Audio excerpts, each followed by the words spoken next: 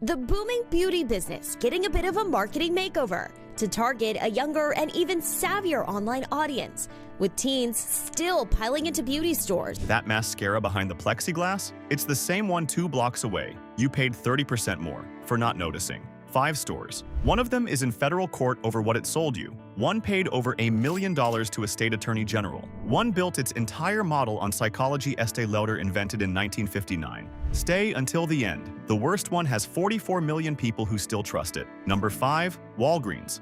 You went in for a prescription. You left with foundation. That was not an accident. The pharmacy is at the back. The beauty aisle is between the entrance and the exit. The mascara is at eye level. The lip liner sits next to the hand sanitizer. The foundation display is between you and your prescription. Every Walgreens in America is laid out the same way, not by accident, by design. The pharmacy at the back is the anchor, the reason you came. Everything between you and that anchor is real estate calculated to convert your time into their margin. By the time you reach the register, 3 products are in your basket that were not on your list. You did not browse. You did not compare. You reached. You didn't decide to buy it. The store decided for you. The store doesn't sell makeup. It sells behavior. Same Maybelline mascara. Same tube. Same formula. 30% more expensive here than at Walmart. Not because the product changed. Because of where you were standing when you reached for it. The location is the markup. CBS News tracked 5 identical beauty products across major retailers. Walmart, $38. Walgreens, $46. Same L'Oreal mascara. Same Revlon foundation. $3 more for no reason except the building. You're not shopping. You're being routed. The return policy makes it worse. 30 days. Manager's discretion. If the manager decides your half-used concealer looks too used, you negotiate at a drugstore counter, holding something you hated from the first application. Target gives you 90 days, no questions. Walmart takes almost anything back. Walgreens makes you earn it. Now think about who's actually shopping at Walgreens for makeup. The commuter who needs lip balm before a meeting. The mother running in for a prescription with 3 kids in tow. The night shift worker grabbing concealer at 11 p.m. because nothing else is open. Every one of those shoppers is buying under time pressure, and time pressure is exactly what the model is priced for. That $12 mascara doesn't feel like a real spending decision when you're already writing $80 for prescriptions and household basics. That's the model. Catch you when your guard is down. Charge what the traffic will bear. Convenience is where they make their money. If you've ever stood at a Walgreens register wondering why the total felt high, that wasn't a mistake. That was the design. Walgreens is at least honest about being an expensive drugstore. The next store built an entire identity around making you feel good about spending more. Number 4. Department store beauty counters. The makeover is free. The tab isn't. The moment you cross the threshold, the lighting changes. Warmer, more flattering. You look better before anything has touched your face. That's intentional. Polished stone floors. Higher ceilings. Products behind glass that requires a uniformed rep to retrieve them. A locked case signals value. Your brain reads it that way automatically. You didn't walk into a store. You walked into a theater. You sit in the chair. Someone matches your foundation, blends your contour, fixes your under eye.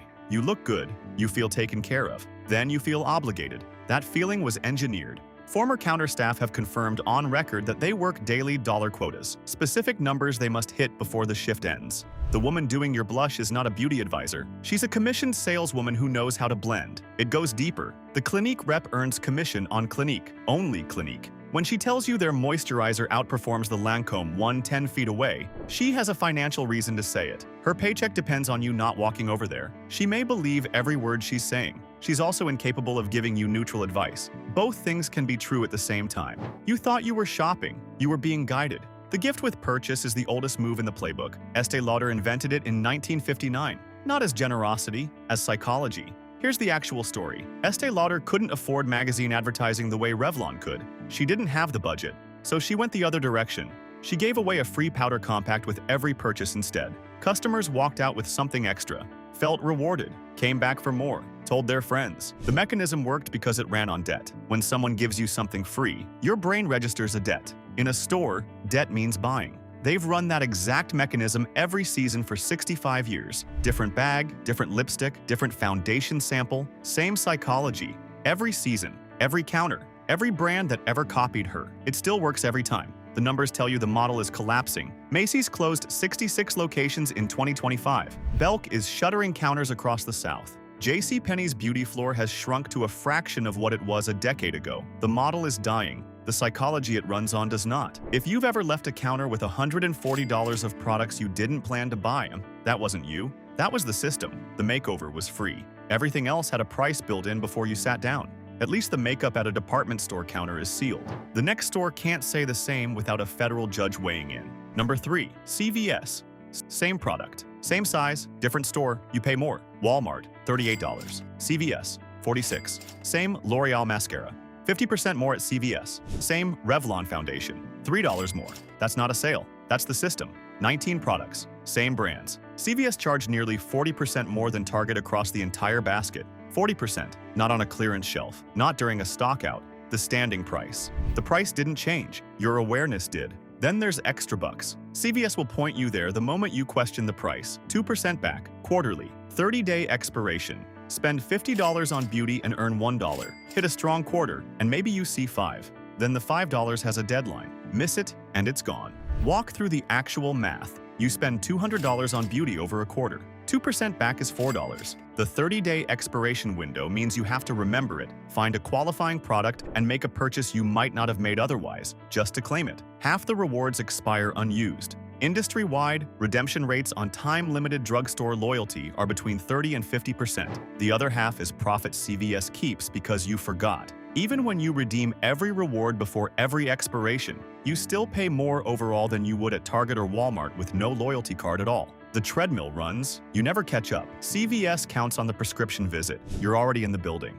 already in spending mode. The beauty aisle sits between the pharmacy and the exit. The mascara is a grab on the way out. You didn't choose to be a CVS beauty customer. The store layout chose you. Now think about who's actually paying that premium. Seniors picking up blood pressure medication and grabbing foundation while they wait. Mothers running in for cold medicine and a tube of concealer. People without cars who can't easily comparison shop across town. The CVS premium falls hardest on the shoppers, least able to question it. If you've been loyal to CVS for years, that loyalty has cost real money every single time. CVS is expensive and honest about being a pharmacy. The next store is expensive and built entirely on the illusion of being something else. Number 2. Sephora.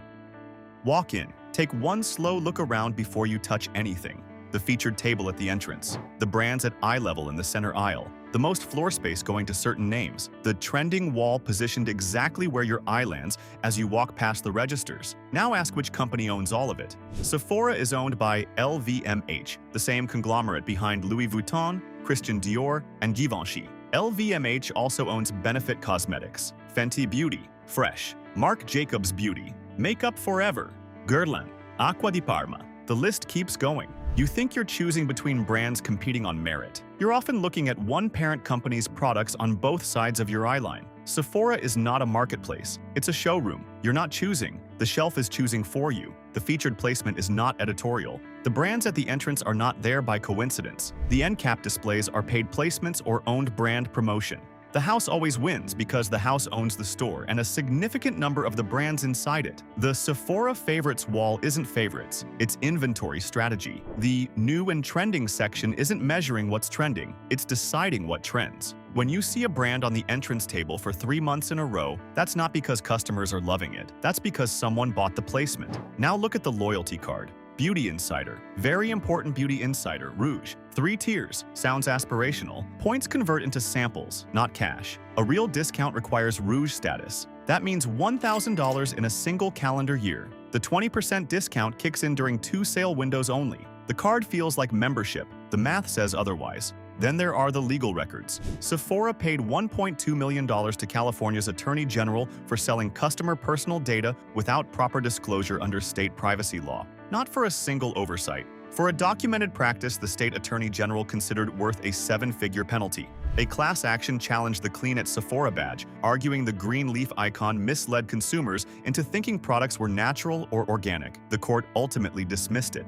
But the ruling confirmed what the badge actually means. Formulated without a specific restricted ingredient list. Not natural, not organic. Not what the green leaf and the wellness typography implies at a glance. The badge is legal. The impression it creates is not. Sephora profits from the distance between those two things on every transaction. If you bought Clean at Sephora believing it was a safety guarantee, you paid a premium for branding. If you fed the Beauty Insider card believing the points were building towards something real, you needed $1,000 before the discount appeared. If you trusted Sephora with your purchase data, a state attorney general put a price on those practices. Sephora is not a villain. It's one of the most sophisticated retail environments ever built, designed to make spending feel like self-expression, designed to make a loyalty card feel like insider access, designed to make a restricted ingredient list feel like a safety certification, designed to make a parent company brand feel like an indie discovery. Every inch of the experience is working to extract more from you. The #1 store on this list has 1,400 locations, 44 million members, and is in federal court over something far more specific than a misleading badge. Number 1. Ulta Beauty. You thought it was new. A federal court is deciding if it wasn't. In 2018, a former employee posted on social media that managers had trained staff to clean returned makeup products and put them back on the shelf at full retail price. The post went viral inside the beauty community. Then CBS News investigated. A former store operations manager named Brittany Ludwig confirmed it on the record. Managers from other locations came in and instructed employees to wipe down used foundations, lipsticks, and eyeshadow palettes with cotton swabs and cleaning solution. Repackage them. Return them to the floor. Full price. Used product. Stop and feel what that means. You walk into Ulta. The shelves are lit well. The products look new. You pick up a foundation. You check the bottom. Nothing says it's been anywhere except a factory. You trust the seal. You pay $50. You take it home. You apply it to your face. A federal judge decided there was enough evidence to take that question to court in 18 states. Multiple former employees from multiple locations described the same practice independently. Not one person, not one store. A pattern, with witnesses, across states, with internal documents subpoenaed and depositions on record. Ulta denies every allegation. No final verdict has been reached. Both of those things are true. That is the information you are entitled to have before you hand over your card. And here's what makes this case different from every other retailer scandal you've heard about. Used cosmetics aren't just a value problem, they're a hygiene problem. A foundation pump that's been pressed by another person's fingers. A mascara wand that's been dipped in someone else's eye. A lipstick bullet that touched someone else's mouth before yours. Eye infections, herpes simplex, bacterial conjunctivitis. These are documented transmission risks of shared cosmetics in the dermatology and ophthalmology literature. The seal is not decoration. The seal is the difference between a product and a biohazard.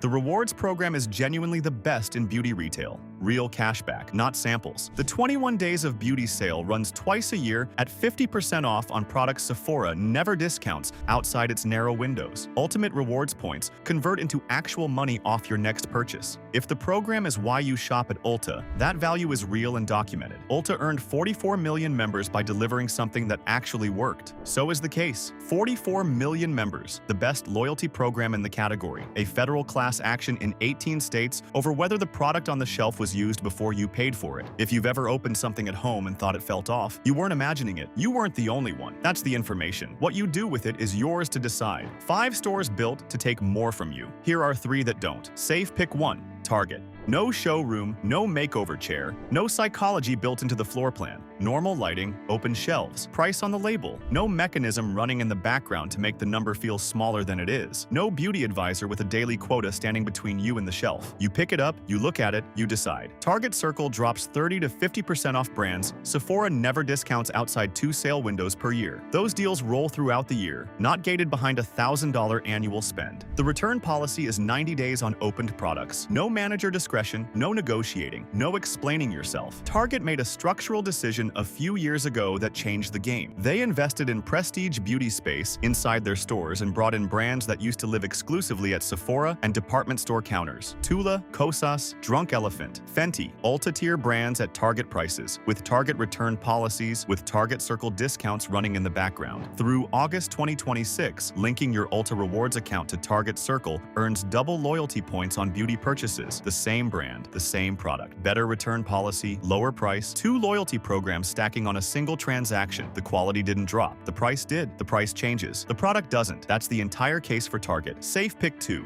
Walmart Premium Beauty. Every product is directly authorized by the brand. Brand to shelf. No gray market. No third-party handling. No question about who touched it between the factory and your hand. After everything on this list, that matters differently than it would have an hour ago. Walmart spent years being written off as the place you don't buy Beauty. The assumption was that prestige brands wouldn't sell there. The assumption was wrong. Over the last 3 years, Walmart has built out a premium beauty category that now includes more than 80 prestige brands. Names that used to mean a Sephora trip or a department store counter visit. Ole Henriksen, Kiehl's, Living Proof, Iconic London. Most of them at lower prices than the same product at any specialty retailer. The CVS News Basket that costs $46 at CVS costs $38 at Walmart. That gap is consistent, not a sale, not a one-time comparison, the standard. No marble, no advisor, no markup, just the product, cheaper. Convenience is where Walgreens makes its money. At Walmart, it's where you save yours. Safe Pick 3. Brand websites directly. If you've bought the same product for years, buy it from the brand. No counter. No loyalty program requiring $1,000 before it pays out. No showroom floor designed to extend your visit. No upsell between you and the checkout button. Just the product page, the ingredient list, and the transaction. The shelf price is identical. Brands don't undercut their retail partners on sticker price. That's a contractual condition of staying on Sephora and Ulta shelves. But brand direct sites run bigger gift with purchase events than any retailer matches. More generous samples. First order discounts that don't exist through a Sephora cart. Walk through a real example. Estée Lauder's direct program gives 15% off your first order plus free shipping over $50. A $50 moisturizer at Sephora is $50. The same moisturizer on the Estée Lauder website on a first order is $42.50 with free shipping and 3 deluxe samples. That's a 15% discount Sephora cannot legally offer because of pricing parity agreements with the brand. That benefit is available right now and invisible at any physical counter, and the product integrity question disappears entirely. You're buying from the source. No warehouse handoffs, no store handling, no question about what happened to the seal between the factory and your door. This only works if you're loyal to 1 or 2 specific brands. If a single haul covers 6 different brands, a retailer is more efficient. But if you've repurchased the same moisturizer for a decade and routed it through Sephora out of habit, you're paying a middleman to hand you something the brand would ship directly to your door at a lower effective price, with better samples and with no question about the seal. Some habits stay because no one pointed out they were costing money. This one is 5 stores, 1 pattern, taking more from you while you're not paying attention. Walgreens charges for proximity and counts on your time pressure. Department store counters use 65 years of behavioral science to open your wallet and a daily quota system to keep it open. CVS uses the building you were already in and sells you a rewards program whose math never closes the gap. Sephora uses your loyalty to brands it also owns, behind a card that requires $1,000 before it pays out and a clean badge that means less than it looks like. Ulta is in federal court in 18 states over whether the product you paid $50 for was used before it hit the shelf. Target, Walmart, the brand website, no theater, no psychology, no markup for your momentum. Stop letting CVS charge 30% more for mascara because you were already in the building. Stop feeding a loyalty program that needs $1,000 a year before the discount kicks in. Stop trusting the seal at a store where a federal judge has already decided the question of whether to trust the seal deserves its day in court. The products are the same. The prices are not. The integrity isn't either. Your beauty budget is real money. Spend it like it is. Drop the biggest price gap you've ever caught in the comments. Subscribe so you never walk into one of these stores the same way again. Stay sharp. Read those labels. Keep rising.